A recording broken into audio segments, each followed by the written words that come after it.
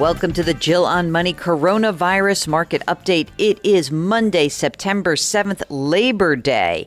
And in this, the last of our three-part interview with Roger Ferguson, the CEO of TIAA, we are focusing on workplace diversity in financial services and throughout all of corporate America. I hope you enjoy it. Don't forget, if you have a question, we are always here for you. Ask Jill at jillonmoney.com. Okay, here's the conclusion of our interview with Roger Ferguson. I do want to ask you about in financial services and in all of corporate America, but let me just deal with financial services specifically. We just don't get a lot of people of color in the industry. What can we do to improve that? No, look, there are several things we can do to improve it. First, it would be helpful if the industry put a real value, as we do at my company, on diversity and inclusion. We're really proud that we had the first African-American officer of a major insurance company back in the 50s. We had the first woman on our board, first woman on the board of any major financial services company in the 40s, and an African-American board member in the 50s. And my predecessor, Cliff Wharton, first African-American CEO of a major company back in the 80s.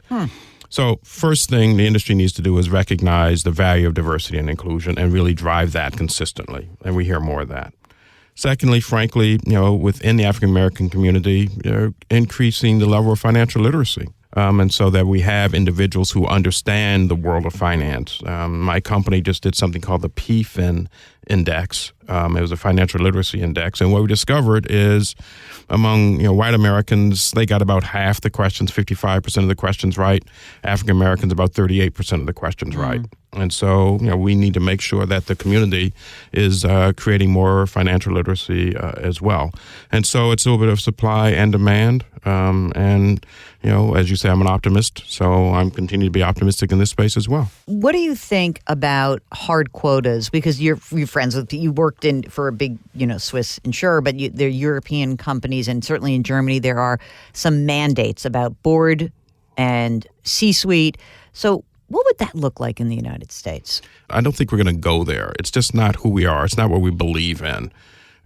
We believe in a lot of choice. We also believe in markets. And my view is all of these issues have to get resolved in an American context, recognizing, our history, who we are, and what we stand for.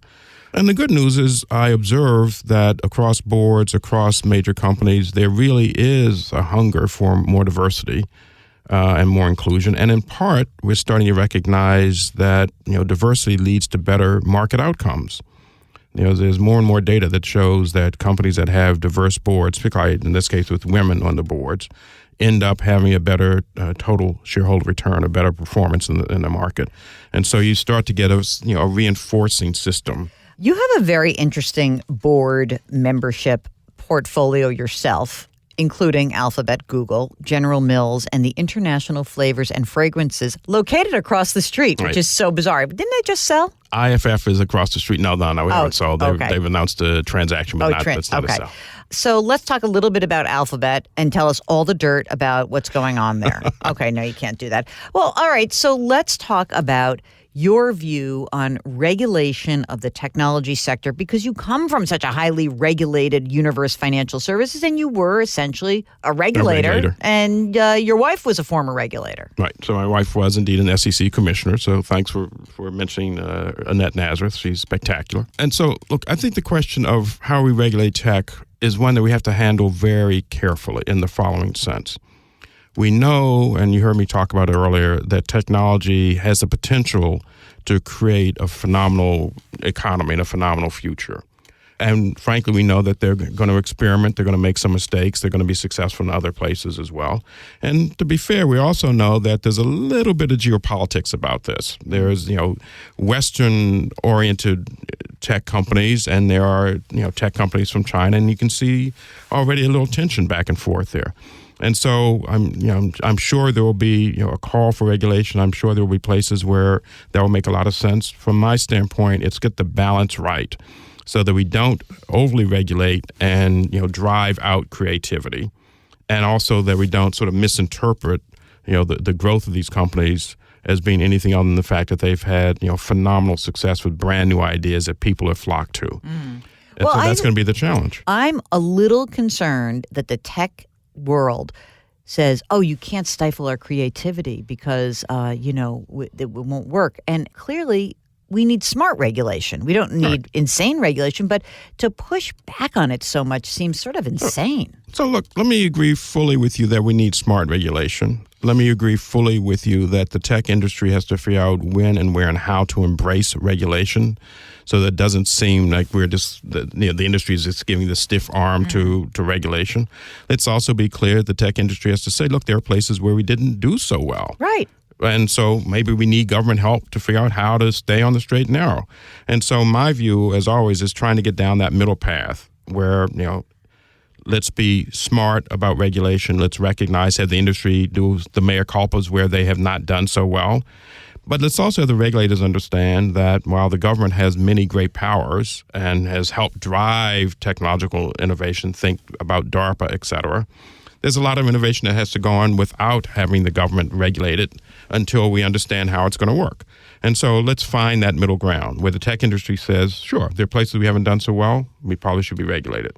And where the regulators say, yeah, we understand, and we want to let you experiment a little bit too. And who should be the regulator? Is there going to be a new body, you think? I mean, how would that work? That's a really good question. I have to be very honest. I'm not sure I have the answer. I mean, the FTC, the FCC, Department of Justice, there are a lot of sort of regulators out there already. And I think once we figure out what we're going to regulate and how we want to do it, then we can figure out, do we have a body that works or is there room for a new one?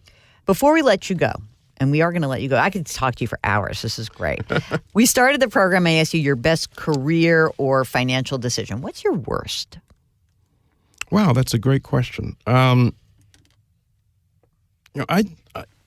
will say when I look back on my education, which has been spectacular, I do think I focused a little too much on some types of social sciences. And now as I get older and older and more involved in having to manage and lead people, I really wish I understood psychology a lot better. Frankly, it's something I never studied, and here I am now trying to figure out what is that's motivating people. And it's not supply and demand. It's not the rational model from economics. It's all the irrational stuff. And really understanding that would be helpful. Thanks so much for listening. We are going to go full force back into answering your questions tomorrow. If there's anything on your mind, send us an email. Ask Jill at jillonmoney.com. And of course, you can get to us from our website. Don't forget to subscribe to this podcast if you have not done so already. You can do that on Apple or Spotify or Stitcher or radio.com or Google Play, wherever you get your favorite podcasts.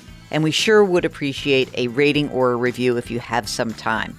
As always, wash your hands, wear your masks, maintain your physical distancing, and metaphorically, if you wouldn't mind, put your hands on someone's back today. Do something nice for somebody else. We'll talk to you tomorrow.